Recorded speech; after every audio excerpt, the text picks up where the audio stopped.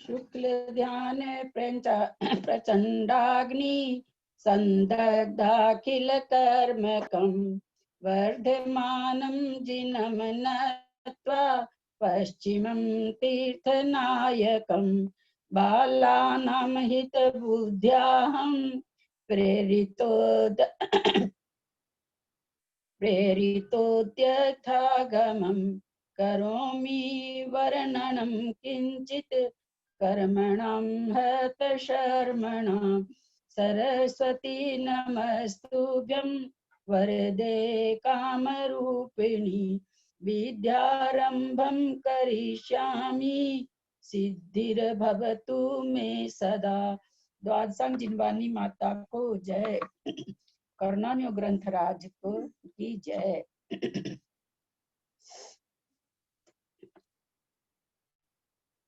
यानी चौथे गुण स्थान में कौन कौन सी प्रकृति विच्छुत्ति होती है?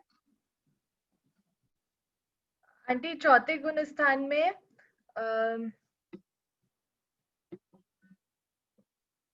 मनुष्य आयु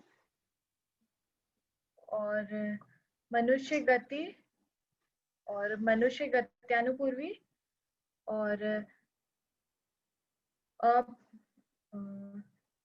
अप्रत्याख्यानावरण चार कषाय।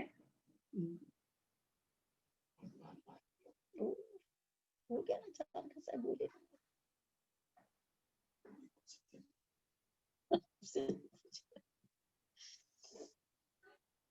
और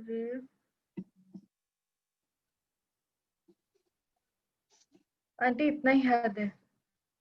मनुष्य शरीर से संबंधित, मनुष्य गति से संबंधित शरीर कौन सा है? ओ हाँ, औदारिक हाँ, औदारिक शरीर और औदारिक अंगोपांग। हाँ, और बढ़िया वाला सहनन। हाँ, व्रज वृषभ नाराज सहनन। हाँ, ठीक है। कुसुम आंटी आई हैं क्या? सरिता आंटी आई हैं कलकत्ता वाली? एक मिनट, कुसुम आंटी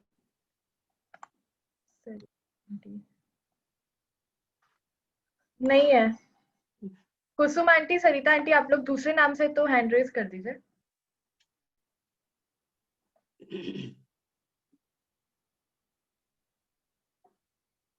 मंजू पाटनी है? मंजू पाटनी नहीं है। सरिता जी चेन्नई? हाँ, मंजू आंटी है जयपुर वाले। वो दीदी बोलिए। हाँ, अब पहले गुण स्थान में कौन कौन सी प्रकृति की विच्छुत्ति होती है? प्रथम गुण स्थान में 16 प्रकृति की विच्छुत्ति होती है। 16 है ना।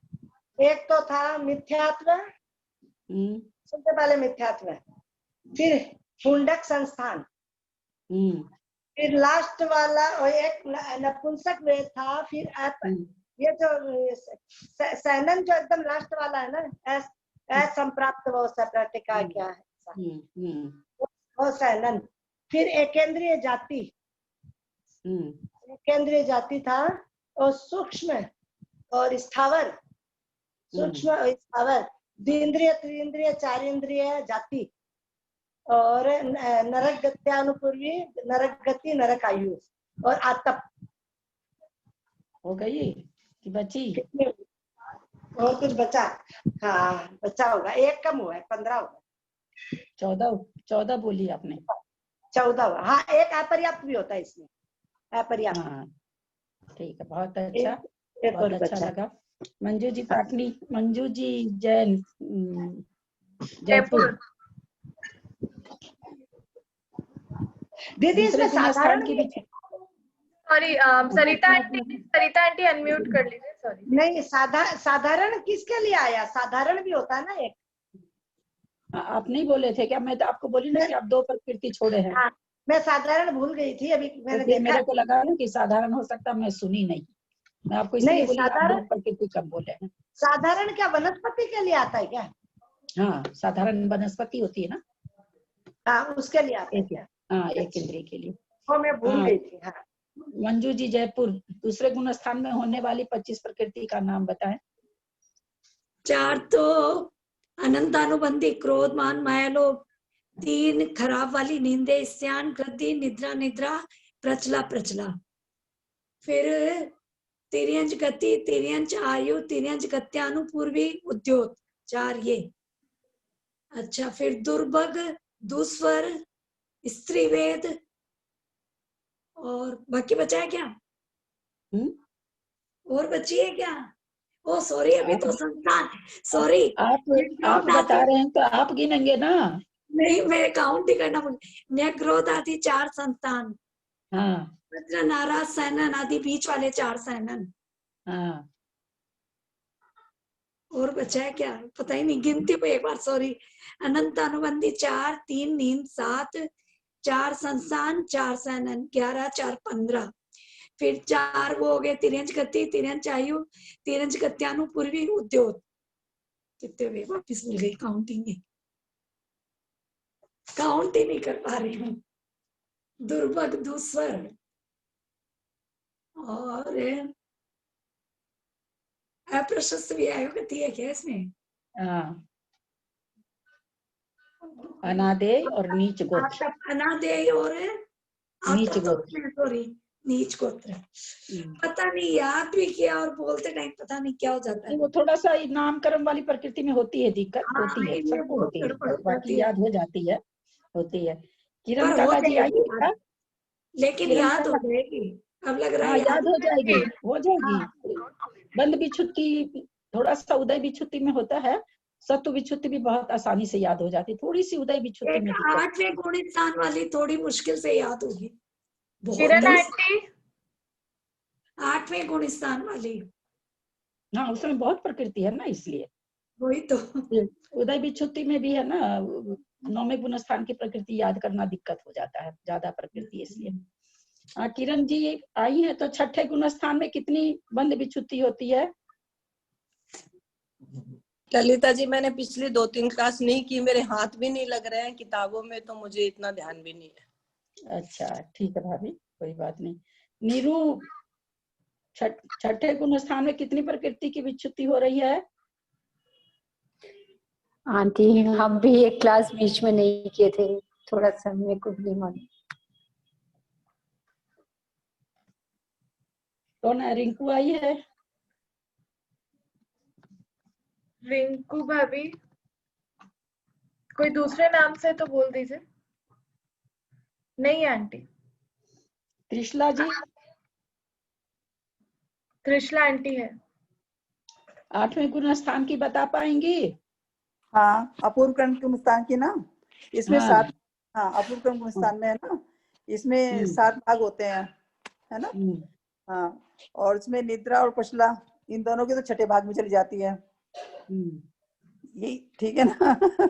और हाँ हाँ, और तीर्थंकर, निर्माण, प्रशस्त व्यायोगति, और पचेंद्रिय जाति, आहारक शरीर अंगोपांग, तेजस, कारमान, देवगति, देवगत्यानुपूर्वी, वैक्रिक शरीर नहीं, देवगति, देवगत्यानुपूर्वी, हाँ वैक्रिक शरीर अंगोपांग, 4 वर्ण, अगरु नहीं, हाँ 4 वर्णादि, अगरु लघु शरीर, स्थिर, शुभ, सुभग, उपघात, परघात, उच्छ्वास, क्रस, बादर, प्राप्ति, प्रत्येक शरीर, और ये हास्य, रति, भय, जुगुप्सा, ये 4 हैं, चारों ये हैं।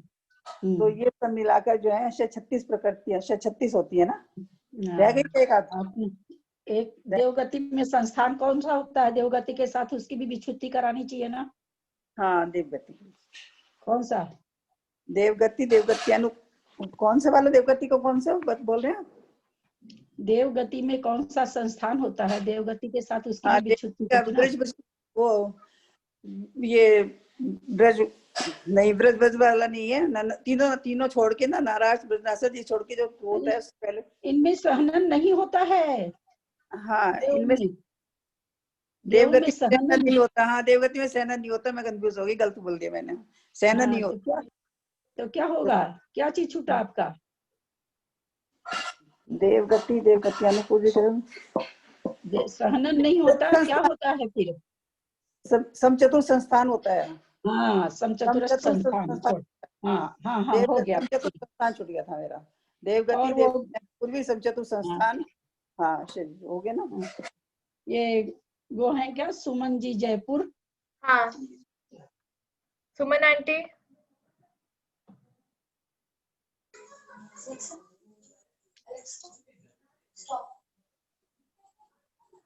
दसवें गुण स्थान में कितनी प्रकृति की विच्छुत्ति होती है और कौन कौन सी? 16।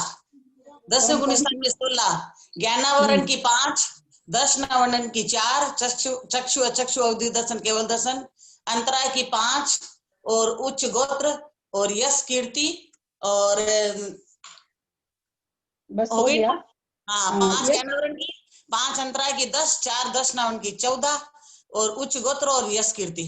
हाँ, अगर यश कीर्ति बोलते हैं तो फिर यशः कीर्ति बोलना चाहिए, और नहीं तो यशस् कीर्ति। या तो यशस् कीर्ति बोलिए या यशः कीर्ति बोलिए। ठीक है। ऋतु है क्या? हाँ आंटी। ऋतु दी। छठे गुण स्थान में कौन कौन सी प्रकृति की विच्छुत्ति होती है? ऋतु दी। और वो किस किस कर्म की प्रकृति है? ऋतु दी, आप अपने आप को अनम्यूट करिए।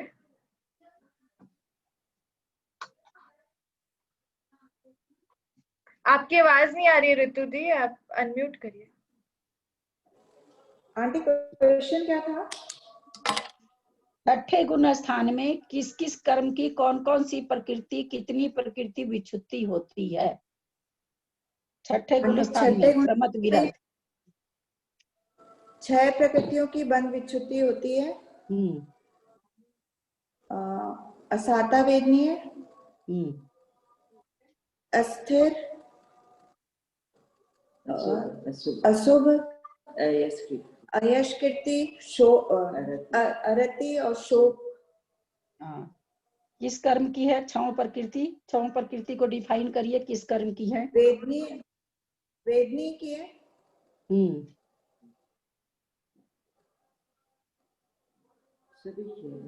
वेदनीय की आंटी? सभी वेदनीय की तो एक होगा ना बेटा, साता वेदनीय। वेदनीय, हाँ। बाकी और प्रकृति नाम अस्थिर किसकी है बताओ? अस्थिर किसकी है? नाम कर्म की। हाँ। अशुभ किसकी है? ये भी तो वेदनीय की है। हाँ, अशुभ वेदनीय की तो 2 ही प्रकृति, साता वेदनीय, साता वेदनीय। वेदनीय का 7 कर्म की प्रकृति तो बहुत इजी है ना। हाँ चलो, अशुभ किसकी है? नाम कर्म की। हाँ, यशस् कीर्ति किसकी? हाँ, यशस् कीर्ति किसकी है? नाम कर्म की। अरति शोक, ध्यान से, हाँ ध्यान से। अरति शोक किसकी? उसकी है चारित्र मोहिनी की है ना। किसकी है चारित्र मोहिनी में? हाँ, 9 कसाई। हाँ, 9 कसाई की। हाँ, 9 कसाई की। बहुत अच्छा, बहुत सुंदर।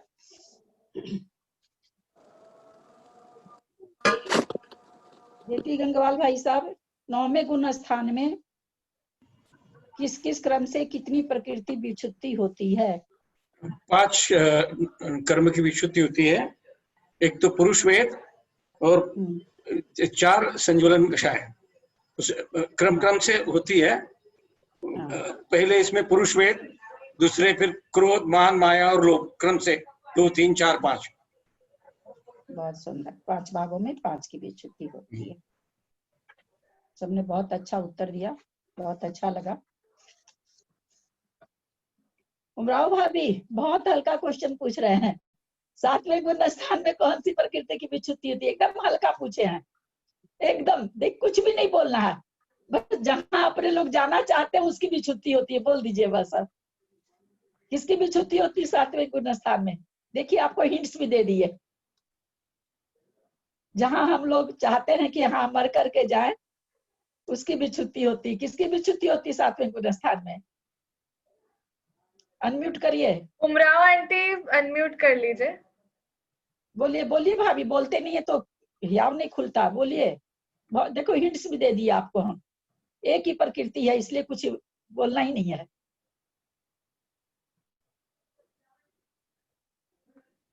हम लोग कहाँ चाहते हैं मर के जाना? मनुष्य में तो मनुष्य आता नहीं है, त्रियंश में जाना नहीं चाहते हैं, नरक में जाना नहीं चाहते हैं, तो क्या बच गया? उमराव आंटी आप अनम्यूट कर लीजिए। बोलिए, अब देखिए कितना बता दिया आपको, बोलिए। हाँ देव आएगी। हाँ बहुत अच्छा। और भाई मैं जिससे नहीं पूछ पाती हूँ, बुरा नहीं मानिएगा, जिनका जिनका नाम याद रहता है उनको उनको बोल देती हूँ। याद सामने दिख जाते हैं तो याद आ जाता है।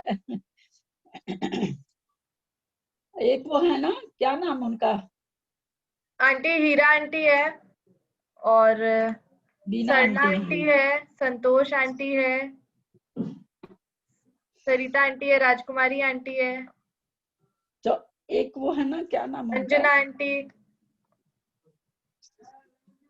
मुझे जो जो यहाँ पे सामने दिख रहे मैं बोल रही हूँ। अच्छा, हीरा आंटी ये है क्या? हीरा पांड्या बोला करो, हीरा आंटी बोलने से हीरा नाम का ही है। हीरा जी, 14वें गुण स्थान में कितनी प्रकृति की बंध विच्छुति होती है? 14वें गुण स्थान में एक भी नहीं होती। हाँ हाँ, 14वें गुण स्थान में नहीं होती है। नहीं होती है, वाह बहुत सुंदर।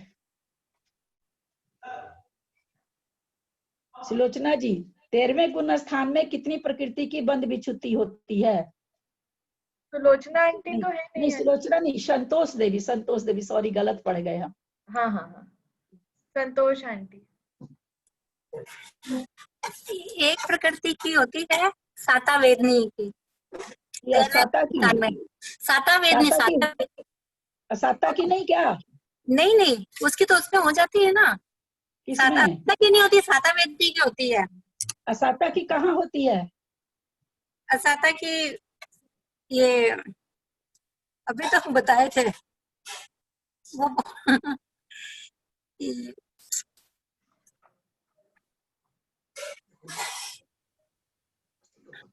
ये तो कंफ्यूज हो गई मैं तो। साता वेदनी की होती है 13वें गुण स्थान। अभी रितु दी ने बोला था आंसर। हाँ अभी बोले थे वो। बोला था। कोई हिंट्स मत दो, बहुत इजी प्रश्न है, बताने दो। एक मिनट पेशेंस रखिए सब कोई। अच्छा ठीक है, मैं सोच के बताती हूँ। सबसे जो अभी भी वो बोले थे,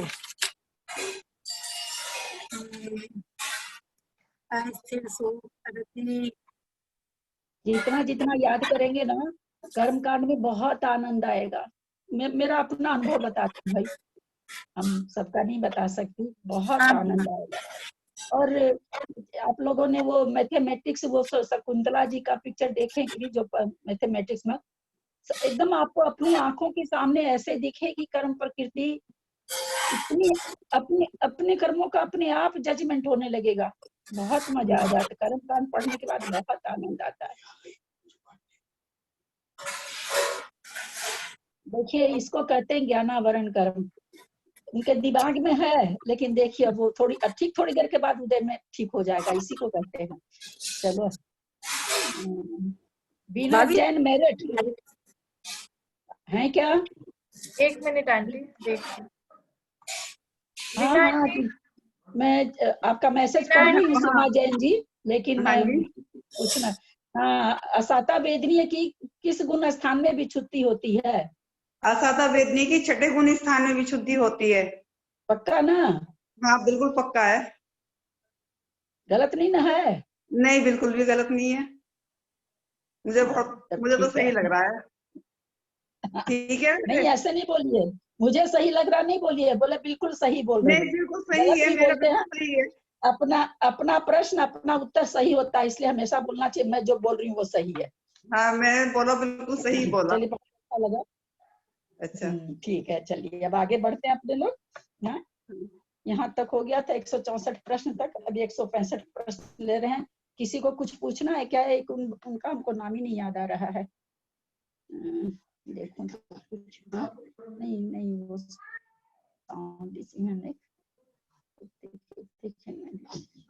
नहीं ना, वीडियो ऑन नहीं ना है, वीडियो ऑन रहने से याद आ रहा है। कविता आंटी नहीं याद आ रहा, उनका चेहरा ही नहीं याद आ रहा।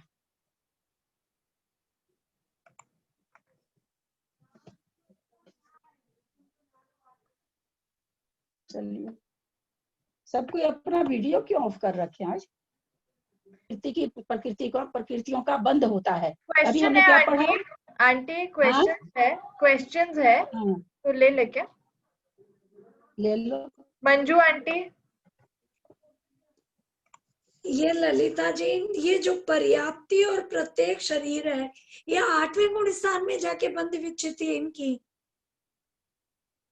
हाँ, तो शुभ प्रकृति है। तो सागर के हो गए ना प्रत्येक शरीर, और तो क्या हो गए? प्रत्येक शरीर तो उनको नहीं बोलते क्या वनस्पति? आप इसलिए कंफ्यूज हो रहे हैं कि सत्व विच्छुत्ति जाके 13वें में होगी, यहाँ बंद विच्छुत्ति हो रही है। ये पर्याप्ति और प्रत्येक शरीर है ना, 8वें गुण स्थान में देखिए आप। हाँ, मालूम है, देखूंगी क्या। हाँ, तो आपका प्रश्न क्या है? मैं बोल रही हूँ कि 8वें गुण स्थान में जाके इनकी विच्छुत्ति है। हाँ, तो शुभ प्रकृति है ना। आप कहाँ विच्छुन कराना चाह रही हैं? बोलिए। अपने वीरसन स्वामी जी को बोला जाए जाके कि हमारी मंजू जी को पसंद नहीं आया। वो नहीं तो इसकी तो वो मिथ्या तो जाते ही विच्छुत्ति हो जानी चाहिए ना प्रत्येक शरीर। इनको मिथ्यात्व से क्या लेना देना? पर्याप्ति और प्रत्येक शरीर तो पुण्य प्रकृति है, इसके बिना मोक्ष कैसे होगा? प्रत्येक शरीर मतलब यहाँ किसके लिए आया है? प्रत्येक शरीर, प्रत्येक शरीर जिसका भी शरीर हाँ, साधारण वनस्पति छोड़ के सब प्रत्येक शरीर है। वादर पृथ्वी का एक, वादर जल का एक, सब प्रत्येक शरीर है। ये गोदिया, वो पांचों तो गोदिया ही रहता है। मेरे को लगा कि ये सिर्फ साधारण वनस्पति, प्रत्येक वनस्पति उसके लिए ही आता है। प्रत्येक हम लोग के प्रत्येक नाम कर्म का उदय है। एक शरीर का एक मालिक हो, वो प्रत्येक नाम कर्म। ओ, मैं इसमें कंफ्यूज हो गई थी। तो वनस्पति में भी घटता है, वनस्पति में साधारण भी घटता है, हम लोगों में साधारण नहीं घटता है। हाँ, तब ठीक है। मेरे को लगा कि प्रत्येक शरीर तो वनस्पति का हो गया। आप वनस्पति के हिसाब से सोच रहे हैं। हाँ, तभी मैंने कहा हम लोग का शरीर प्रत्येक शरीर है। ठीक है, साधारण वनस्पति के सिवाय सब प्रत्येक है। हाँ, ठीक। सारी कर्म प्रकृति तो सबको बंध रही है ना। अब साधारण और प्रत्येक में क्या है कि हम लोग प्रत्येक शरीर ही हैं, साधारण शरीर ही नहीं है। ठीक, वो मैं वहीं कंफ्यूज हो गई। मेरे को लगा कि इस गुण स्थान में कितनी हम लोगों ने बंद विच्छुत्ति पढ़ी, सबने बहुत अच्छा उत्तर दिया। आंटी और भी है क्वेश्चंस, लो तो ले लो। हाँ, हीरा आंटी। हाँ ललिता जी। हाँ जी। हाँ, वो जो इसमें आया ना कि वेदनीय कर्म शादी को छोड़कर शेष 3 प्रकार का बंध, तो शादी बंध में तो जो निरंतर होता रहता है, छूटता रहता है, तो वेदनीय तो होता रहता है ना, साता वेदनी हो चाहे साता वेदनी हो।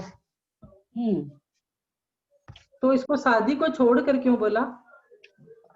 इसका 13वें गुण स्थान तक अनादि बंध है, और ध्रुव अध्रुव घटेगा। उत्कृष्ट अनुत्कृष्ट की अपेक्षा कभी असाता बनता है, कभी साता बनता है, लेकिन वेदनीय मूल प्रकृति का बंध निरंतर 13वें गुण स्थान तक होता है। इसलिए इसमें इसको शादी नहीं कहा जाता, अनादि बंध है ये। कहाँ अपने लोग पढ़े थे ना कि भाई अनादि बंध किसे कहते हैं? कि जब तक बंध की विच्छुत्ति नहीं हो, प्रकृति की विच्छुत्ति, उस प्रकृति का बंध अनादि कहलाता है। तो वेदनीय साता मत घटाइए, वेदनीय कर्म की बात चल रही है। वेदनीय कर्म मिथ्यात्व गुण स्थान से 13वें गुण स्थान तक लगातार बनता रहता है, एक समय के लिए भी बंध नहीं होता है, लगातार बनता रहता है। इसलिए शादी नहीं कहलाएगा। शादी कब कहलाता है? कि बंद एक बार रुक जाए फिर हो, तब कहते हैं शादी। अध्रुव इसलिए इसमें घट गया कि कभी असाता बंधेगा, कभी साता बंधेगा। ठीक है, वही ललिता जी, ये पहले गुण स्थान में द्विंद्रिय, त्रिइंद्रिय, चतुरिंद्रिय, तो ये भी तो त्रस ही है। क्या चीज? पहले गुण स्थान में जो 2 इंद्रिय, 3 इंद्रिय, 4 इंद्रिय जाती है, त्रस तो है। त्रस तो है, लेकिन त्रस के साथ क्या है? जाति नहीं, त्रस के साथ क्या है? वो विकलेंद्रिय है। विकलेंद्रिय है, लेकिन इसमें जब 8वें गुण स्थान में वापस त्रस आए हैं। हाँ, तो त्रस में मनुष्य भी है। फिर उसके लिए त्रस कैसे? उसके लिए त्रस चाहिए ना। पंचेंद्रिय त्रियंच भी त्रस है, वहां हो गया विकलेंद्रिय का विच्छुत्ति, है ना। अब पहला गुण स्थान जिसका आगे बढ़ जाते हैं, उनको विकलेंद्रिय की ये नहीं होता, बंध नहीं होता। त्रस का बंध होगा, क्योंकि त्रस मनुष्य भी है और पंचेंद्रिय त्रियंच भी है। तो ये 8वें गुण स्थान की प्रकृतियों को 36 वाली को कैसे याद करें, तरीका बताइए थोड़ा। इसका तरीका बताएं आपको? हाँ, बाकी तो इजी लगा भाई। पहले छठे भाग में जो निद्रा पर चला, वो तो अपने को कई कारण से भी याद हो जाएगी। एक तो शुभ है, पहली बात तो निद्रा पर चला शुभ है। दूसरी चीज, जब तक इसकी बंध विच्छुत्ति नहीं होती तब तक मरण नहीं होता है। ये 2 कारण है, तो अपने को याद रह जाएगा। 7 भाग से जो छठा भाग है उसमें इसकी अंत समय में विच्छुत्ति होती है। फिर कह रहे हैं इसको कि तीर्थंकर, इसमें मोटा मोटी समझ लीजिए 10वें गुण स्थान में जो विच्छुत्ति हो रही है, उसके अलावा एक साता वेदनीय लास्ट में विच्छुत्ति होती है। तो 16 प्रकृति 10वें गुण स्थान की, एक वही 11 प्रकृति। और पहले जितनी विच्छुत्ति हो गई है 9वें गुण स्थान में 5 कसाय की खाली विच्छुत्ति हो रही है, 4 में संजलन की, 1 9 कसाय की। उसके अलावा जितनी प्रकृति है दिमाग से उसमें बोल दीजिए सारी। अच्छा, इसमें नाम कर्म की प्रकृति का बस मेन है, और तो कोई प्रकृति है ही नहीं, सारी तो नाम कर्म की है। थोड़ी सी 9 कसाय है लास्ट में, हास्य रति भय जुगुप्सा, बाकी खाली नाम कर्म की प्रकृति है। हाँ, देखिए तीर्थंकर, निर्माण, प्रशस्त विहायो गति, पंचेंद्रिय जाति, तेजस का अरमान, आहारक शरीर, आहारक अंगोपांग, सम चतुर संस्थान, देवगति, देवगत्यानुपूर्वी, बाकी मनुष्य गति, त्रियंच गति, नरक गति हो गई विच्छुत्ति, देवगति बची थी। तो देवगति से संबंधित 5 प्रकृति हो जाएगी, व्यक्रियक शरीर, व्यक्रियक अंगोपांग, देवगति, देवगत्यानुपूर्वी और सम चतुर संस्थान, ये 5 हो जाती है देवगति से संबंधित। और बाकी और ये सारी आपको नाम कर्म की जितनी शुभ प्रकृति है, इसमें अशुभ नहीं, अशुभ केवल उपघात है जो अशुभ है, बाकी सब शुभ प्रकृति की विच्छुत्ति हो रही है नाम कर्म की। तो इस तरह से करके याद रख सकते। उपघात और परघात दोनों आ गया इसमें। हाँ, तो इसलिए कहते हैं उपघात खाली पुण्य प्रकृति नहीं है, पाप प्रकृति है उपघात, परघात पुण्य प्रकृति है। तो इसको थोड़ा ऐसे ही करके याद करना। थोड़ा इसमें 8वां गुण स्थान और उदय विच्छुत्ति में 9वां गुण स्थान थोड़ा सा याद करने में, बाकी सत्व विच्छुत्ति में तो कोई परेशानी नहीं है। फिर लास्ट में जाके विच्छुत्ति होती है तो सारी प्रकृतियां बोल दो, काम खत्म। थोड़ा सा उदय विच्छुत्ति में भी अभी 9वें गुण स्थान में जब होगी विच्छुत्ति तो थोड़ी सी वहां पर दिक्कत होती है, और 8वें गुण स्थान में बंध विच्छुत्ति होती है, तो वो थोड़ा सा याद करना पड़ता है, थोड़ा सा इसी तरह से दिमाग चलाना पड़ेगा। ठीक। मंजू आंटी, ये निद्रा और प्रचला तो प्रथम भाग में जाती है ना, छठे भाग में थोड़ी है। 8वें गुण स्थान के प्रथम भाग में। हाँ, तो आप अभी छठे भाग बोल दिए थे, त्रिशला जी भी छठा भाग बोली थी, आप भी अभी भूल से बोल दिए थे शायद कि छठे भाग में। ये दोनों प्रथम भाग में जाती है ना, निद्रा और प्रचला। प्रथम भाग में निद्रा प्रचला इन 2 की। हाँ, तो ठीक तो है वो नहीं, हाँ बोल दिए होंगे, लेकिन प्रथम भाग में हो रही है, छठे भाग में बाकी सारी हो रही है। हाँ, तभी मैं वापस कंफ्यूज हो गई। त्रिशला जी भी छठे भाग में बोली, आप भी भूल से बोल दिए थे। और एक ये ना, ये ध्रुव और साधी अनादि थोड़ा कम समझ आया, एक बार और बताइए ना। साधी अनादि बंध तो वो कहलाता है कि जब तक विच्छुत्ति नहीं हो तब तक जो कर्म प्रकृति बनती रहती है वो अनादि कहलाती है, जिसकी आज तक विच्छुत्ति नहीं हुई है, ऐसे लिख सकते हैं। जैसे मान लो कोई मिथ्या दृष्टि जीव है, उसका मिथ्या तो आज तक विच्छुत्ति नहीं हुई। हाँ। अथवा अभव्य प्राणी है, उसका कभी विच्छुत्ति नहीं होगा, तो मिथ्यात्व का बंध उसके लिए कैसा हो गया? अनादि हो गया। कोई मान लीजिए छायोपसमिक सम्यक दृष्टि होकर के अब वापस मिथ्यात्व में आ जाता है, तो वापस मिथ्यात्व मानने लगता है, तो वही मिथ्यात्व प्रकृति उसके लिए शादी हो जाती है, शादी बंद हो जाता है। समझ रहे ना, पहले तो अनादि था, एक बार सम्यक दर्शन प्राप्त किया, छूट गया और वापस मिथ्यात्व में आ गया, तो उसी मिथ्यात्व प्रकृति का उसको शादी बंद हो गया। और जब तक उसने सम्यक दर्शन प्राप्त नहीं किया था तब तक उसका ध्रुव बंध था मिथ्यात्व प्रकृति का, लेकिन सम्यक दर्शन एक बार प्राप्त करके फिर वापस मिथ्यात्व में आ गया तो उसका अध्रुव बंध कहलाएगा। क्योंकि एक बार क्या हुआ, निरंतर ही तो हुआ, ध्रुव मतलब लगातार। हाँ, ध्रुव मतलब लगातार, अध्रुव मतलब जिसका, यहाँ अध्रुव मतलब कभी बंद हुआ कभी छूटा, कभी हुआ कभी छूटा, उसको अध्रुव बंध कहते हैं। और निरंतर बनने वाली प्रकृति को ध्रुव बंधी कहते हैं। अनादि किसको कहते हैं? जो आज तक बंधती जा रही है, हर प्रत्येक गुण स्थान संबंधी जहां जहां बंध विच्छुत्ति होगी तभी बंध विच्छुत्ति होगी, यानी जब तक बंध विच्छुत्ति नहीं होती है तब तक का उन प्रक्रियाओं का अनादि बंध कहलाता है। और विच्छुन्न होने के बाद में वापस मान लीजिए गुण स्थान में गिरता है कोई, तो फिर उनका वो बंध सादी कहलाने लगता है। जैसे मान लीजिए उत्तम श्रेणी में चढ़ा जी, बहुत सारी प्रकृतियां बंध विच्छुत्ति हो गई। हम लोगों ने देखा 10वें गुण स्थान तक सारी प्रकृतियां विच्छुत्ति हो जाती है, केवल एक साता वेदनीय बच रहा है। देखा ना भी अपने लोग ने। मान लीजिए उत्तम गुण स्थान से कोई गिर रहा है, गिरते गिरते गिरते गिरते जैसे जैसे गुण स्थान में आता जाएगा उन सारी प्रकृतियों का बंध वापस सादी हो जाएगा। ठीक। और जो ध्रुवबंधी प्रकृतियां थी, जो ये लगातार बंध रही थी, कोई कोई गुण स्थान में वो विच्छुन्न हो गई, वो वापस का बंध चालू हो गया, तो वो अध्रुव बंध कहलाने लगा, चूंकि एक बार छूट के फिर होने लगा। वैसे ध्रुवबंधी प्रकृति उसे कहते हैं जिसका निरंतर बंध होता है। जैसे 47 जो कर्म प्रकृति है उनका निरंतर बंध होता है, जब तक की विच्छुत्ति नहीं होती तब तक, तो उसको ध्रुवबंधी कह देते हैं। और अनादि भी कह देते हैं, अनादि काल से जिनका बंध हो रहा आज तक नहीं छूटा हो उसको अनादि कह देते हैं। तो वो तो फिर अनादि हो गई ना। अनादि और ध्रुव में क्या फर्क हुआ, मैं ये पूछ रही हूँ। अनादि और ध्रुव में क्या फर्क हुआ?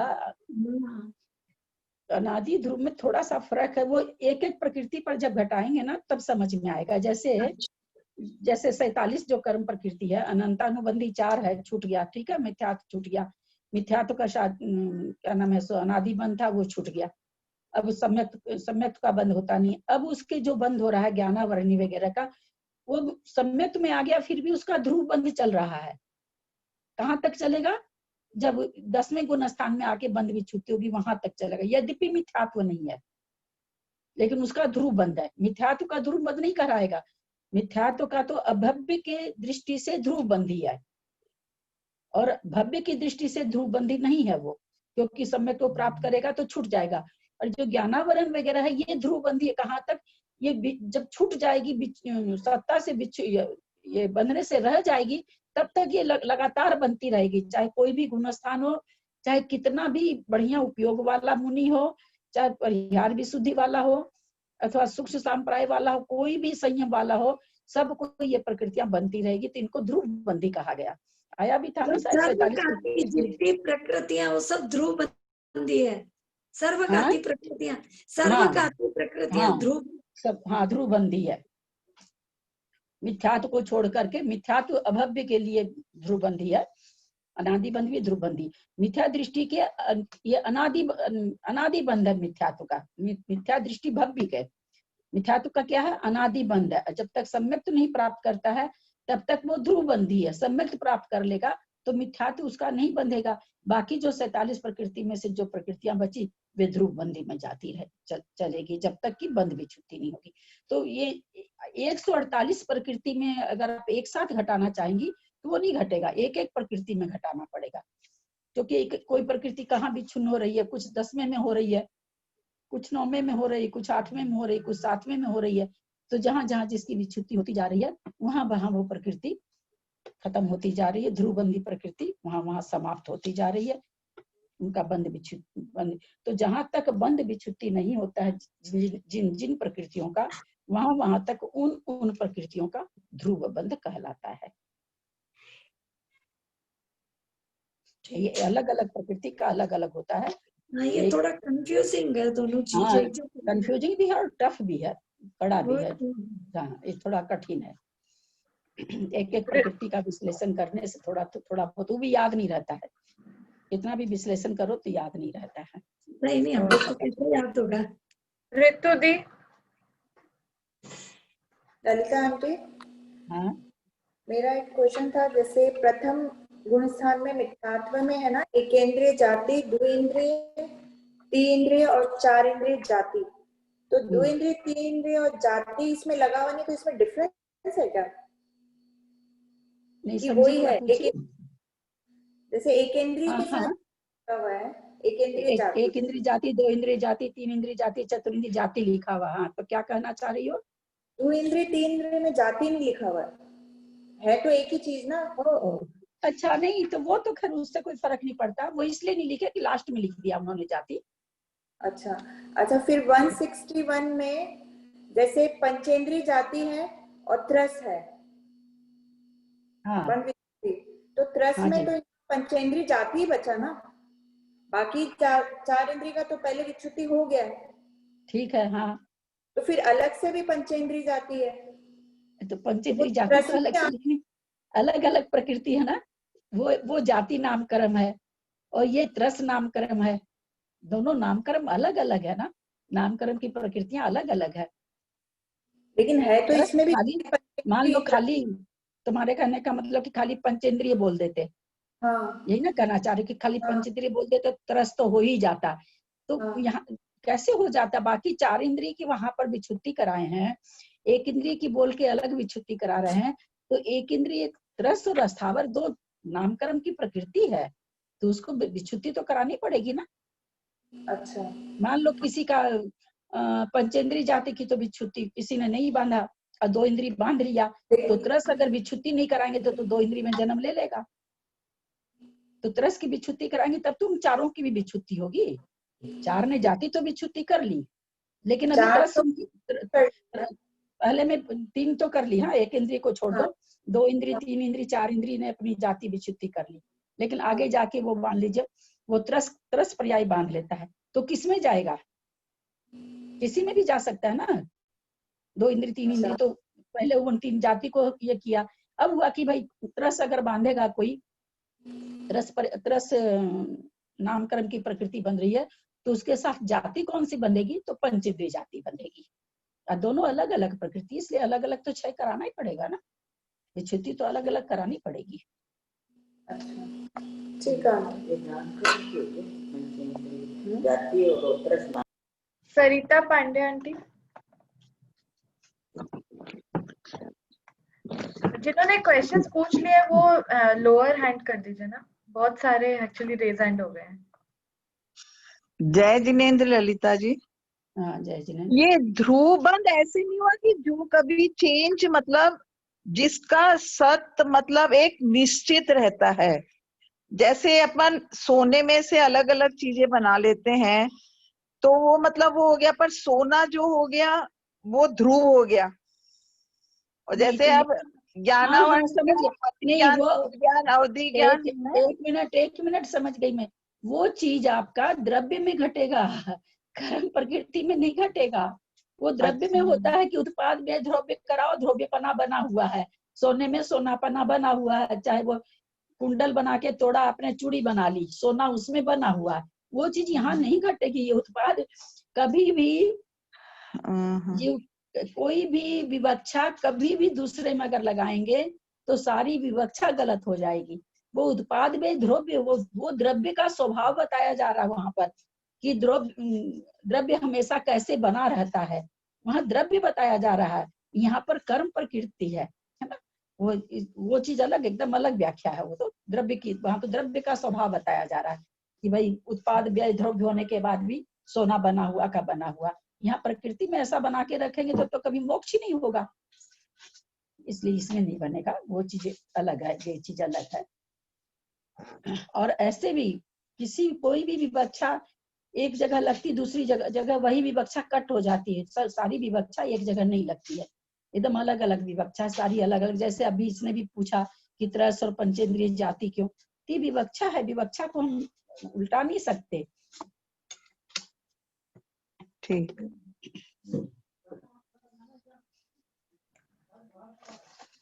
किरण आंटी। हाँ ललिता जी, जय जिनेन्द्र।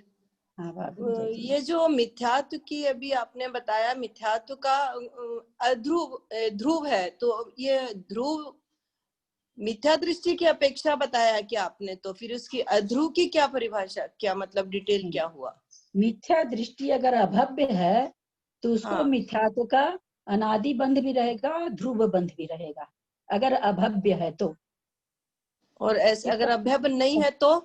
हाँ, अभव्य है कोई तो उसको मिथ्यात्व कर्म का तो अध्रुव बंध और सादी बंध हो सकता है। अगर आकर के सम्यक में फिर जाता है, मिथ्यात्व को बांधता है, तो उस समय उस मिथ्यात्व का शादी बंध कहलाएगा। अगर वो अगर वो मिथ्या दृष्टि है और अभव्य है तो वो मतलब कि ध्रुव हो गई उसके लिए मिथ्यात्व। हाँ, उसके लिए ध्रुव और अनादि भी है, न कभी वो शादी होगी, हाँ कभी छूटेगी नहीं, क्योंकि छूट करके फिर जब बंध चालू होता है तो शादी कहलाता है। हाँ, तो ये कब तक का, ये इसका थोड़ा सा और डेफिनेशन थोड़ा क्लियर करिए ना, ये मिथ्यात्व का। अपने लोग पढ़े थे ना शादीबद्ध मिथ्या दृष्टि का, क्यों पढ़े थे कि शादी के अनादिबद्ध मिथ्या दृष्टि पढ़े थे ना, क्यों पढ़े थे कि भाई सारी प्रकृतियां उसके सत्ता से उद्वेलना हो गई, सम्यक प्रकृति उसके सत्ता में नहीं है, तो जैसे अनादि के 5 प्रकृति की सत्ता होती है वैसे इसको भी हो गई, तो उसको कह दिया गया अनादिबद्ध शादी मिथ्या दृष्टि। लेकिन शादी लगाया क्योंकि पहले एक बार उसने सम्यक्त्व को प्राप्त कर लिया है, तो मिथ्या दृष्टि तो है, मिथ्यात्व प्रकृति का बंध तो हो रहा है, लेकिन कैसी है उसको मिथ्यात्व प्रकृति शादी है। लेकिन बाकी जो और घातिया कर्मों की प्रकृति है 47 में से बच गई 46, उनका जहां तक बंध विच्छुत्ति नहीं होगी वहां तक उसका ध्रुव बंध चलता रहेगा। तो ये कहाँ तक इसकी ये बंध विच्छुत्ति हो जाएगी मिथ्यात्व वाले की, जो मान लो अभव्य नहीं है, जो मतलब भव्य है और अभव्य नहीं है, वो भव्य है तो भाभी छाइक सम्यक दर्शन प्राप्त कर लेंगे तो 7वें गुण स्थान से आगे तो छाइक के बिना जा ही नहीं सकते, छाइक या उपसम के बिना। तो जो जिसने मिथ्यात्व का क्षय कर दिया वो छाइक बन गया, उसको अब बंद ही नहीं होगा, उसके तो बंद से ही खत्म हो गया। तो वो 7वें से पहले ही हो गया ना ललिता जी, छठे में हाँ 7वें से तो पहले हो गया ना वो। हाँ, नहीं 7वें भी छाइक सम्यक दर्शन प्राप्त कर सकता है ना, चौथे से 7वें तो मिथ्यात्व प्रकृति का उदय तो उसका और पहले भी उसके बंध विच्छुत्ति नहीं होती है जो नहीं है अभी। मिथ्यात्व प्रकृति का उदय नहीं होना छायोपसमिक में भी नहीं हो रहा है ना, लेकिन छायोपसमिक सम्यक दृष्टि तो वापस गिर के आ सकता है नीचे ना, तो उसको मिथ्यात्व का उदय हो सकता है। लेकिन जो छाइक है जिसने 7 प्रकृति को क्षय कर दिया उसके कभी आएगा नहीं उदय।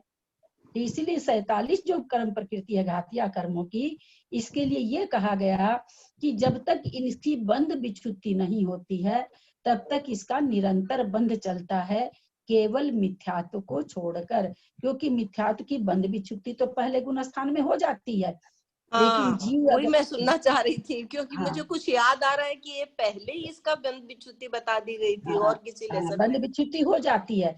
लेकिन अगर छाइक नहीं है तो वापस लौट के आ जाएगा, वापस लौट के आ जाएगा तो उसको वापस बंद होने लगेगा, तो वो शादी मिथ्या दृष्टि हो जाएगा। उसका मिथ्यात्व का बंध कैसा कहलाएगा? शादी कहलाएगा। और तो जिसने आज तक कोई भव्य है, आज तक उसने सम्यक प्राप्त नहीं किया, तो उसको अनादि बंध चल रहा है, मिथ्यात्व का अनादि और ध्रुव बंध चल रहा है उसके। हाँ, प्रथम बार जब उसने मतलब ये समझ में आया है कि पहली बार जब कोई जीव प्रथमोपशम करता है जो अनादि मिथ्या दृष्टि है, उसी समय उसकी मिथ्यात्व प्रकृति का एक बार तो विच्छुत्ति हो गई उसकी। मतलब यही बात हुई ना उसकी। हाँ यही मुझे याद आ रहा था, ये इसीलिए मैं थोड़ा कंफ्यूज हो गई कि वो ध्रुव कैसे हो गई और फिर वो ध्रुव में आ गई, तो अब समझ में आ गया। जब तक विच्छुत्ति, मान लीजिए बहुत से जीव तो भव्य भरे हुए ना, अनादि काल से मोक्ष जा रहे हैं और अनंत काल तक मोक्ष जाते रहेंगे, तो सभी तो सम्यक दृष्टि नहीं हो गए हैं ना, समय समय पर होंगे। तो जितने भी भव्य हैं जिनके अभी तक सम्यक की उत्पत्ति नहीं हुई है अथवा सम्यक दर्शन जिन्होंने प्राप्त नहीं किया है, वो अभी तक तो उनके मिथ्यात्व का ध्रुव बंध भी चल रहा है और अनादि बंध भी चल रहा है। अनादि और ध्रुव दो शब्दों को क्यों यूज किया गया है? समझ में वो तो आई, अनादि और ध्रुव दो हो गया। अनादि हुआ कि अनादि काल से बंद हो रहा है, लेकिन हाँ बता रहे हैं अनादि बंध में तो इस अनादि बंध बोलने से इसमें ये नहीं समझ में आता है कि प्रति समय बंद हो रहा है। जब हम बोलते हैं ध्रुव बंद हो रहा है तो इसमें ये निकलता है कि प्रति समय बंद हो रहा है, ये अंतर है। अनादि में मतलब कि चला आ रहा है अनादि से उसके, और चला आ रहा है, लेकिन ये कोई जरूरी लगता भाई रुक जाता होगा फिर हो जाता होगा ऐसे, लेकिन नहीं। अनादि का मतलब जब से वो जीव है, जब से कब शुरू से सब जीव है तो शुरू से उसके बंध चल रहा है और उसके ध्रुव बंध भी चल रहा है कि उसको हो ही रहा है प्रकृतियों का बंध। ऐसा समय नहीं आया मिथ्या दृष्टि के कि वो 47 जो घातिया कर्म की प्रकृति है उसका वो बंध रोका हो, उसका ध्रुव बंध होता रहता है। ठीक है ललिता जी, वो समझ में आ गया पूरा। ठीक है दीदी, एक बार शादी की डेफिनेशन लिखवा दीजिए ना प्लीज।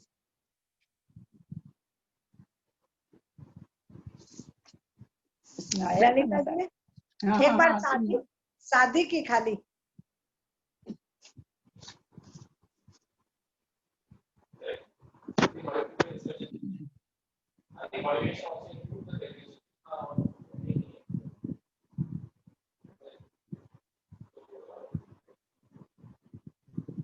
किताब से लिखाना चाह रही हूँ, उसकी भाषा ठीक है साथ क्या।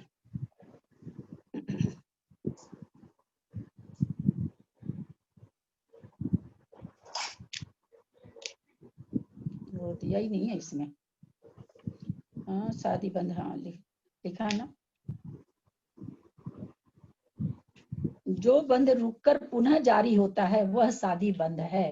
मतलब जिस प्रकृति का बंध एक बार रुक करके और पुनः शुरू हो जाता है बंद होना, उस प्रकृति का शादी बंध कहलाता है।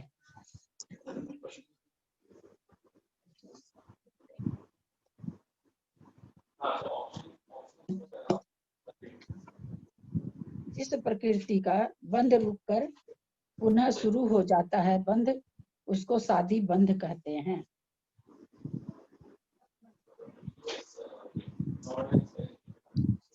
जो बंध विच्छुत्ति तक अनादि से चला आता है उसे अनादि बंध कहते हैं।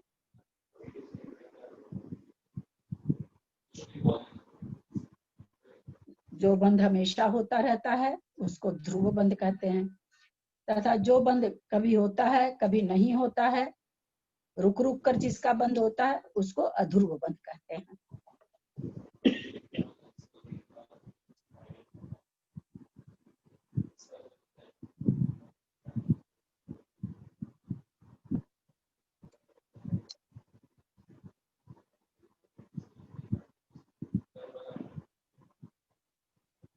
चले आगे प्रश्न ले।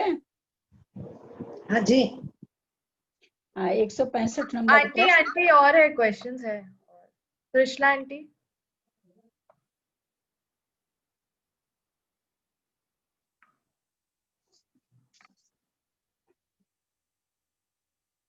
अच्छा हाँ, मुझे पूछना था ये कि जो 150 क्वेश्चन में है कि अभेद विवक्षा से वर्णादि की 4।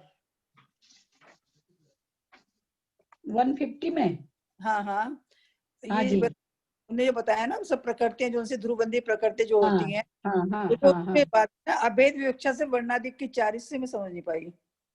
अभेद विवक्षा से वर्णादि की 4। हाँ अभेद विवक्षा से मतलब भेद विवक्षा से लेंगे तो जो 20 भेद हैं वो 20 भेद हमेशा नहीं बंधते हैं, लेकिन हाँ। किसी न किसी वर्ण का बंध होगा, किसी न किसी गंध का वर्ण बंध होगा, किसी न किसी स्पर्श का बंध होगा। तो कहते हैं इनके अभेद विवक्षा से हमेशा बंध होता है, इनकी निरंतर बंधी प्रकृति है। लेकिन आप सोचेंगे कि भाई जैसे मान लो कि रुखापन है तो रुखापन का निरंतर बंध होता हो, ऐसा नहीं है। अभेद विवक्षा से ना, भेद विवक्षा से निरंतर बंधी नहीं है कि हम सोच ले ठंडा का बंद हो रहा तो ठंडा हमेशा बंद हो रहा, अथवा वर्ण काला का बंद हो रहा तो हमेशा काला का हो रहा, ऐसा नहीं है। कहते अभेद विवक्षा से कभी कभी रुखापन बंद हो गया, कभी चिकना हो गया, है ना, कभी भारी हो गया, कभी हल्का हो गया। जो स्पर्श के 8 गुण हैं, उन 8 गुणों में से कोई ना कोई एक गुण हमेशा बनता है। जो स्पर्श के 8 गुण है, जो गंध के 2 गुण हैं उसमें से कोई ना कोई एक गंध हमेशा बंधती है। जो चक्षु के वर्ण के 5 गुण हैं उसमें से कोई ना कोई वर्ण हमेशा बंधेगा। ठीक है। जो जीवा के रस हैं उसमें कोई ना कोई रस हमेशा बंधेगा। इस हिसाब से करें कि अभेद विवक्षा से निरंतर बंधी है। ठीक है, सब समझ में आ गया।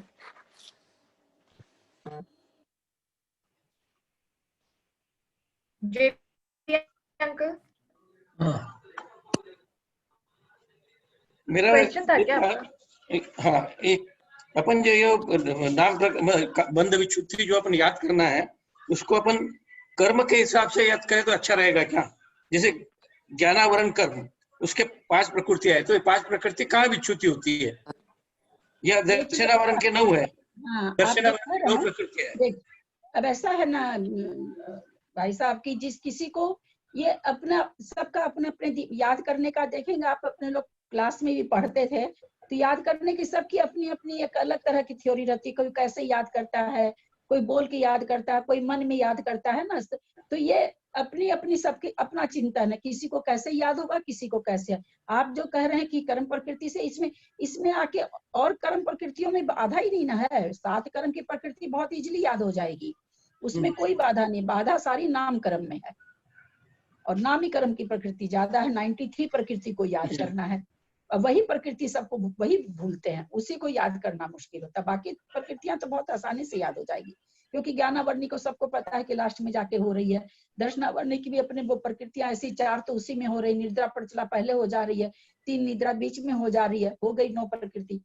साता वेदी, साता वेदनी बहुत ईजी, 13वें में बंद हो रही है, बंद विच्छुति हो रही है कि 6ठे में हो रही है। आयु का अपने लोग का है ये कि पहले दूसरे चौथे में हो रही है, फिर 7वें में हो रही है। तो और कर्मों को याद करने में किसी को परेशानी नहीं। गोत्र की भी 2 प्रकृति है, तो परेशानी क्या है, नाम कर्म की प्रकृति में। अब वो आप है ना, एक एक गुण स्थान में अगर ये भी सोच लें कि पहले में इतनी होती है, दूसरे में इतनी होती है, उससे नहीं होगा। उसका नाम याद करना पड़ेगा, तो वो थोड़ी सी कठिन होती ही है। उसको तो वैसे ही, बाकी जिसके जैसे याद करने की क्षमता, सबकी अपनी अपनी अलग अलग क्षमता होती है याद करने की। नामकरण की प्रकृति में थोड़ी दिक्कत होती ही है।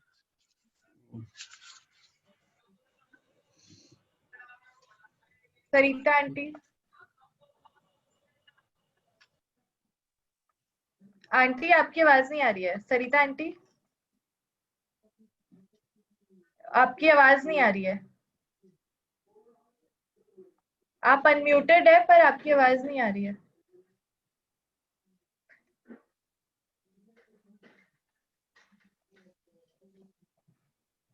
सरिता आंटी, आप वापस या तो रिजॉइन हो जाइए, तब आ जाएगा।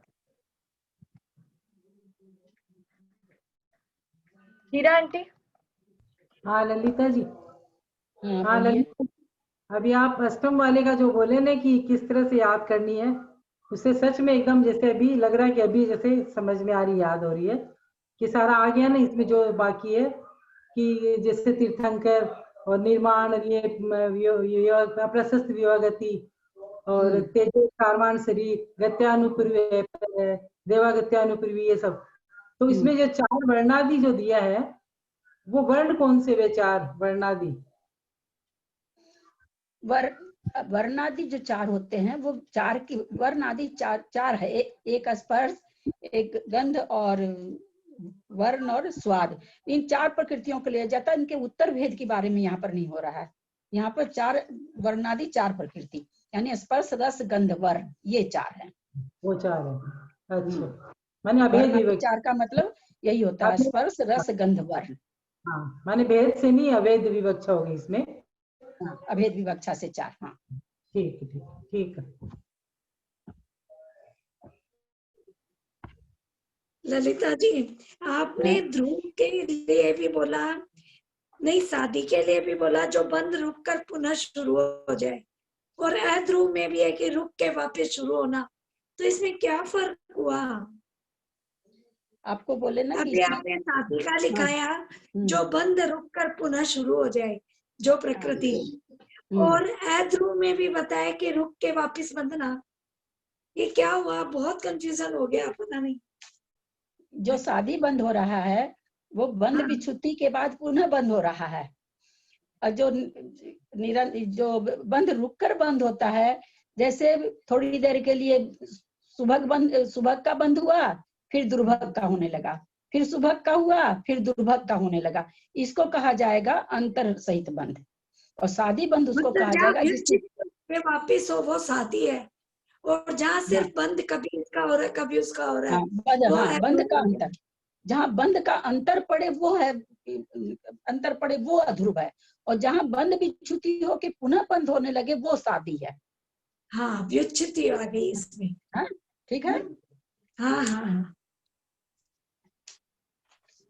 सरिता आंटी। हाँ हाँ, अब आ रही है आवाज। वापस आप म्यूट हो गए, अनम्यूट कर लीजिए। अनम्यूट करिए। हाँ हाँ जी दोग दे रहे हैं। आ रही है आवाज? आ रही है। हाँ, मैं वही जो सरिता जी मद्रास वाले और जेटी अंकल जो याद करने का तरीका बोले थे ना, बंद विच्छुति का, जो आपने क्लियर कर दिया, उसके लिए बोल रही थी कि जैसे नामकरण की ज्यादा है ना, तो नामकरण की गिनती कर लिए कि पहले में 15 है, दूसरे में 2 है, तीसरे में 3 है, और चार्ट बना लिए तो एकदम याद हो गई अच्छी तरह से। इस हिसाब से बोल रही थी मैं। हाँ, लिखने से तो याद हो ही जाएगा। फिर है ना, जितनी प्रशस्त प्रकृतियां हैं वो 8वें गुण स्थान में जा रही है, अप्रशस्त पहले चली जा रही है। हाँ, एक बार पूरे कर्मों के हिसाब से पूरे कर्मों का नाम लिख के, गुणस्थान का नाम लिख करके पूरा चार्ट बना लिया कि भाई पहले गुणस्थान में नामकरण की 13-15 जा रही है, दूसरे में इतना जा रही है, 23-15 जा रही है, इस तरह से लिख लिए तो याद हो गया वो एकदम। याद करने से फिर भी थोड़ी सी दिक्कत होती है। विच्छुत्ति 8वें की और उदय 9वें की थोड़ी सी तो परेशानी होती है याद करने हाँ, में। खैर वो तो मिल जाती है, बार बार मिल जाती है। याद हो जाता है ना, फिर भूल जाता है आदमी। याद तो हो जाती है प्रकृतियां, ऐसा कुछ नहीं है।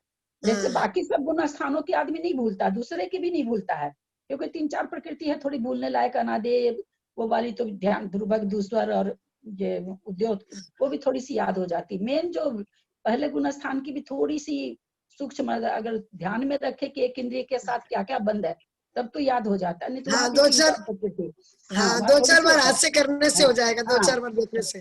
थोड़ा सा दिमाग, भाई एक इंद्रिय के साथ क्या क्या हो सकता है, एक इंद्रिय जीव क्या क्या हो सकता है।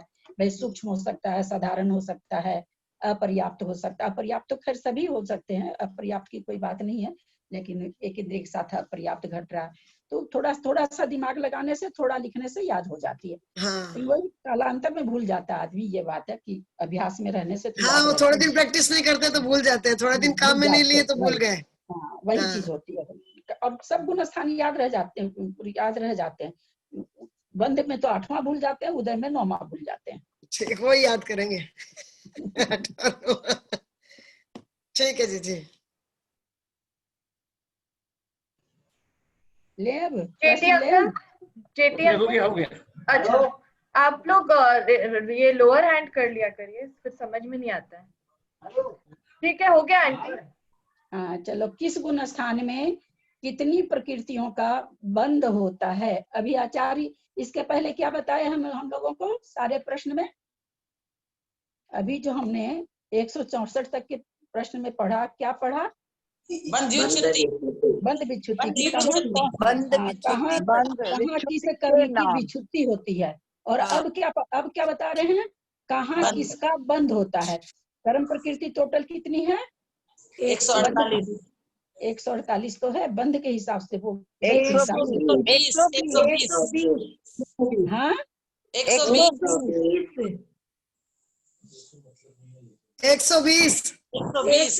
बोले हाँ। उदय योग्य 122। ठीक है। 120 प्रकृति का बंध होता है, क्योंकि सब में अभेद विवक्षा के हिसाब से, भेद विवक्षा के हिसाब से नहीं, और बंद होता है वो अभेद विवक्षा के हिसाब से होता है। उदय 122 का इसलिए है कि वहां पर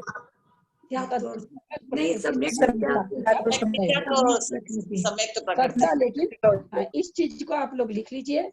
बंद 120 का होता है। किरण भाभी आप लिख लेंगे, बंद 120 प्रकृति का होता है। ललिता जी, मैं तो अभी लिख नहीं सकती हूँ ना, ये कर्मकांड चल रहा है, तो हमारे तो लगा हुआ है ना, अभी डेथ हुई है तो 12 दिन हाथ नहीं लग रहा है।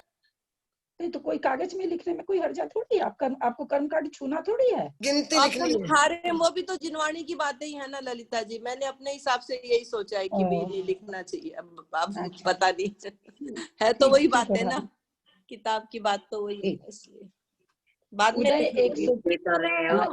भाभी सुन भी तो रहे हो, लिखने में कुछ नहीं है। सुनना अलग होता है, लिखना अलग होता है। जहाँ तक मैंने नहीं छोड़िए, मेरा अपना मन की बात है, मुझे नहीं समझ में आ रहा है, मैं बाद में कर लूंगी, इसीलिए मुझे वो पता नहीं चल रहा, लिख भी नहीं पा रही हूँ। बंद 120 प्रकृति का होता है, उदय 122 प्रकृति का होता है। ऐसा क्यों? प्रश्न है कि बंद तो 120 प्रकृति का हो रहा है, उदय 122 प्रकृति का, ऐसा क्यों? हाँ, बोलो क्या?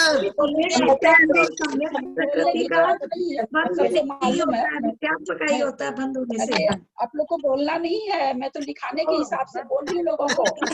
एक बार मैं सबको म्यूट कर देती हूँ, 1 मिनट। सब जान, सॉरी आंटी, ललिता आंटी आप कर लीजिए अनम्यूट। सब जानते हैं, फिर भी ना कंफ्यूज हो जाता है कई बार आदमी। तो बंध कितनी प्रकृति का? 120 प्रकृति का। उदय 122 का, क्योंकि सम्यक प्रकृति और सम्यक मिथ्यात्व प्रकृति का बंध नहीं होता है, लेकिन इनका उदय होता है।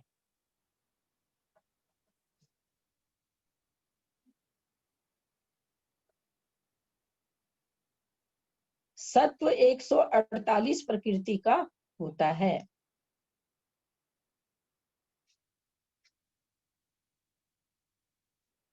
तीन चीज है, बंध, उदय, सत्व। बंध 120 का, उदय 122 का, सत्व 148 का। फिर बोल रहे हैं, बंध 120 का, उदय 122 का, सत्व 148 का।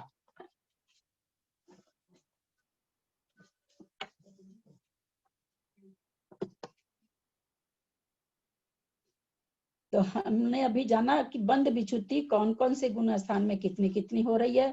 अब आचार्य हमें बता रहे हैं कि किस किस गुण स्थान में कितनी कितनी प्रकृतियों का बंध होता है। अब क्या कह रहे हैं उत्तर में आचार्य? आंटी एक सेकंड आप ये बोले ना, क्योंकि सम्यक प्रकृति और असम्यक प्रकृति, क्या बोले आप? सम्यक प्रकृति और सम्यक मिथ्यात्व प्रकृति का बंध नहीं होता है, उदय होता है।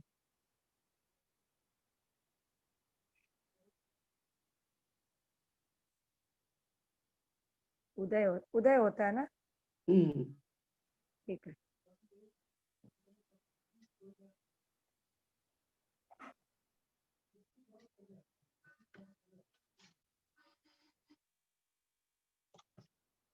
अब ये क्या करें आचार्य की मिथ्या दृष्टि आदि 13 गुण स्थानों में क्रम से 117 प्रकृति, 101, 74, 77, 67, 63, 59, 58, 22, 17, 1, 1, 1 प्रकृतियों का बंध होता है। 14वें गुण स्थान में किसी भी प्रकृति का बंध नहीं होता है। हीरा जी पांड्या, 1, 1, 1 किस गुण स्थान में बंद हो रहा है और कौन सी प्रकृति का? एक तो देवायु का हो रहा है। अरे बिना थोड़ा सा ना, ये कर्म कांड है, ये हमारा प्रथमान योग नहीं है। थोड़ा सा एक सेकंड समय दिया कीजिए, ये तुरंत बोलने वाली चीज नहीं है। 11वां 12वां 13वां गुण स्थान का हुआ है और 7वां वेदनीय का बंद हो रहा है। हाँ, कौन बोले? बड़ा बाजार से बबीता पांड्या। अच्छा, थैंक यू। चलिए, क्या कह रहे हैं यहाँ पर कि 117, 101, 117 पहले गुण स्थान में, 101 दूसरे गुण स्थान में, 74 तीसरे में, 77 चौथे में, 67 पांचवें में, 63 छठे में, 59 सातवें में, 58 आठवें में, 22 नौवें में और 17 10वें में। इस तरह से सारे गुण स्थानों में प्रकृति का बंध होता है। अब क्या कह रहे हैं, किस गुण स्थानों में कितनी प्रकृतियों का अबंध है? मिथ्या दृष्टि आदि 14 गुण स्थानों में क्रम से 3, 19, 46, 43, 53, 57, 61, 62, 98, 103, 119, 119, 119, 120 प्रकृतियां अबंध है। मैंने समझाया था अबंध किसको कहते हैं और बंध विच्युति किसको कहते हैं। किसको याद है? कौन बताएगा? ऋतु याद है क्या? अबंध किसे कहते हैं और बंध विच्युति किसे कहते हैं? बंद होती है उसको तो बंद, जिसकी बंद विच्युति हो जाती है उसको तो बंद विच्युति कहते हैं, और जिसका बंद नहीं होता उसको अबंध कहते हैं। ये तो साधारण। मैं बोलूं? हाँ बोलो। बंध विच्युति मतलब हुआ कि वो आगे के गुण स्थान में वो कर्म प्रकृति बंद, मतलब आगे के गुण स्थान में वो बंद नहीं होगी, और अबंध मतलब हुआ कि वो हो सकती है। हाँ, अबंध का मतलब कि जो किसी गुण स्थान में अगर अबंध है, आगे के गुण स्थानों में वो बंध अभी अबंध मतलब बंध योग्य नहीं है, बंधने से रह गई नहीं है, बंध योग्य नहीं है। वो इसका मतलब ये हुआ कि आगे के गुण स्थानों में उनका बंध हो सकता है। अबंध और बंध विच्युति में ये अंतर है, इसको बहुत अच्छी तरह से दिमाग में रखना पड़ेगा, नहीं तो बहुत कंफ्यूजन होगा, बहुत कंफ्यूजन होगा। हम लोग को अभी भी हो जाता है, इतना जानने के बाद भी हो जाता है। अब आगे 167 में चल रहे हैं। मिथ्या दृष्टि आदि गुण स्थानों में बंध त्रिभंगी की योजना किस प्रकार की जावे? त्रिभंगी किसे कहते हैं हम बता चुके हैं, कौन उत्तर देंगे? बंध अबंध विच्छुद्धि को। हाँ, बंध विच्छुद्धि, बंध और अबंध को।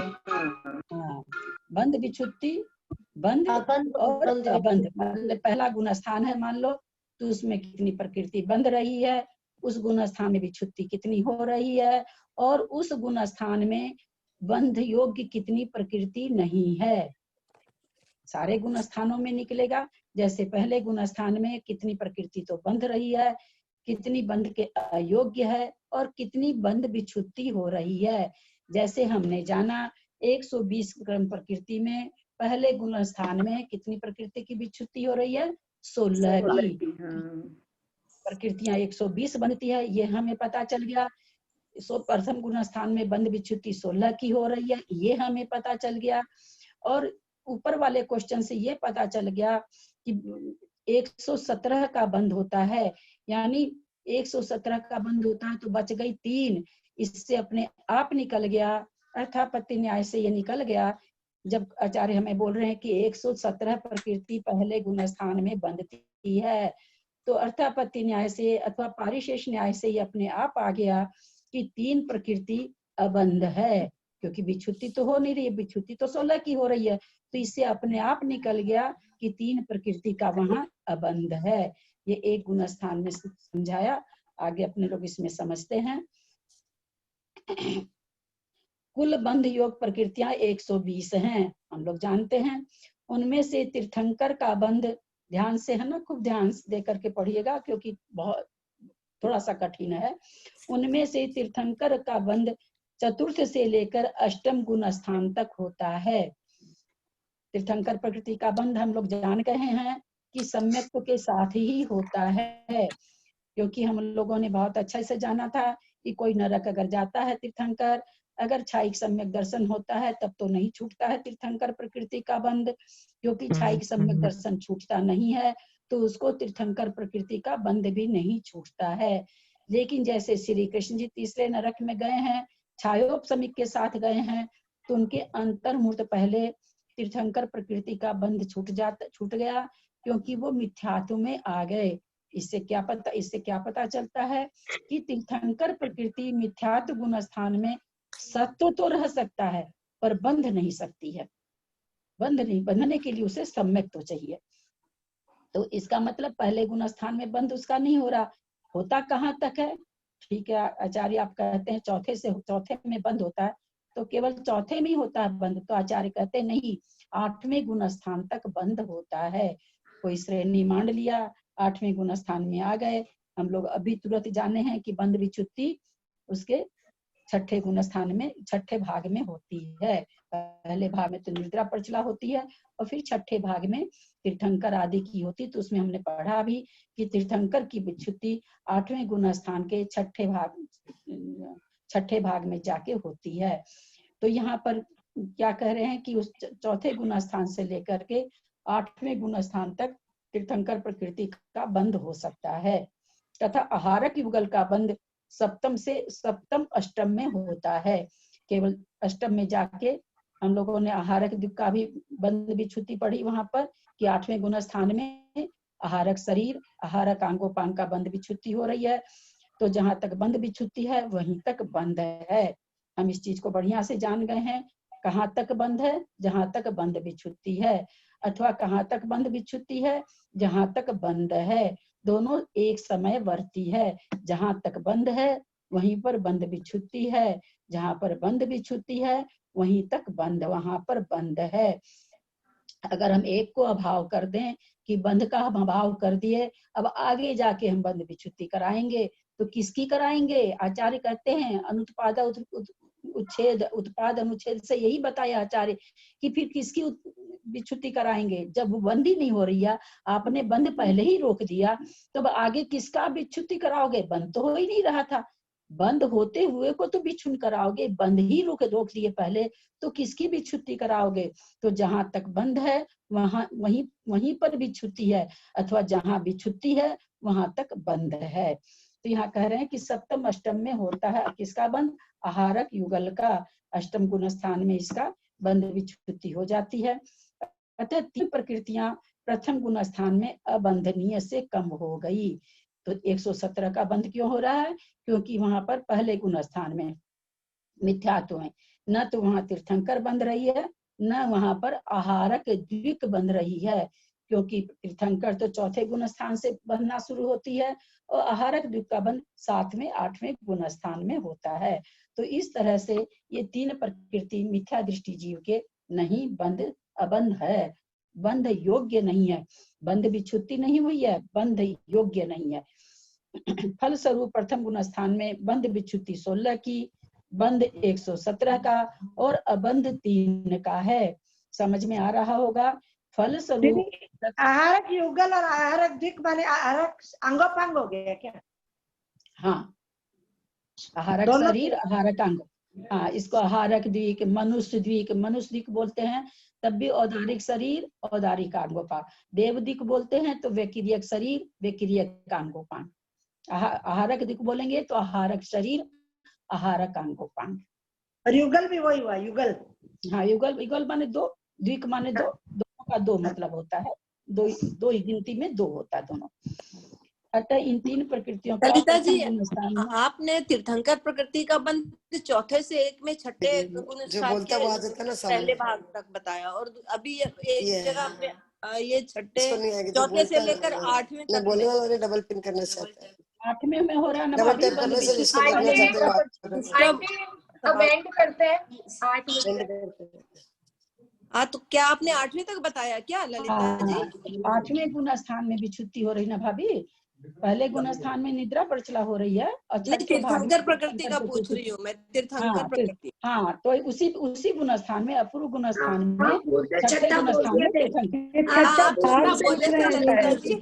मेरे को लगा कि आपने छठा भी बोला और 8वां भी बोला, इसलिए भूल से निकल गया कुछ, तो वो इसीलिए मैंने दोबारा पूछा है कि कहाँ होती है जाके। नहीं, ये विच्छुति के लिए नहीं बोले थे, ये छठे भाग में होती है, ये बात बोले थे। नहीं, विच्छुति भी बोल दिए थे छठे में गुण स्थान में। अच्छा, भूल से बोल दिया था। हाँ, वो तो भूल से ही बोलेंगे ऐसे थोड़ी, इसीलिए वो सुनने वालों को थोड़ा लगता है ना। नहीं, ठीक है, कोई चीज अगर गलत हो जाता है तो तुरंत पूछ लिया कीजिए, नहीं तो वो फिर कंफ्यूज। गलत तो नहीं, गलत बोल के नहीं, ऐसे कि मैं कहाँ गलती सुनी हूँ कि होता कहाँ, कंफ्यूज मुझे हो गया। नहीं, तो कहते हैं इसलिए कह रहे हैं कि पूछ लिया कीजिए, क्योंकि ये चीज ऐसी तो समझ में आते आते कंफ्यूज होता है, और गलत अगर बोल देंगे तब तो और कंफ्यूजन हो जाएगा। हाँ, नहीं लगा कि 2 जगह में कौन सा सही है, इसलिए रिकॉर्डिंग वापस सुन लेंगे, शायद हो सकता है हम लोग भी, मैं भी गलत सुनी हूँ कि आपके मुंह से गलत निकला हो। ठीक है, चलिए भाई, जिनवानी स्तुति कौन कर रहे हैं करिए।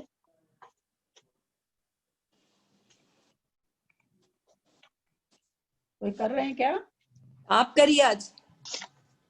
यदर्थ मात्रा पदवाक्यहीनम मया प्रमाद्याति किंचनोक्तम तन्मे क्षमित्वा विदधातु देवी सरस्वती केवल बोधलब्धिम।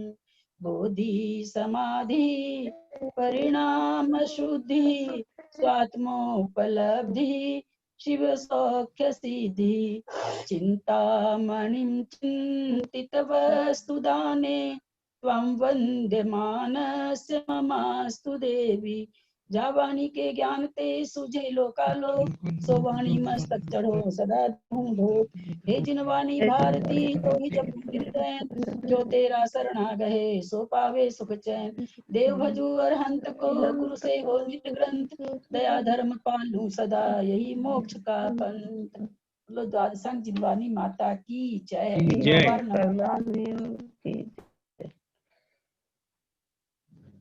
जय जिनेन्द्र।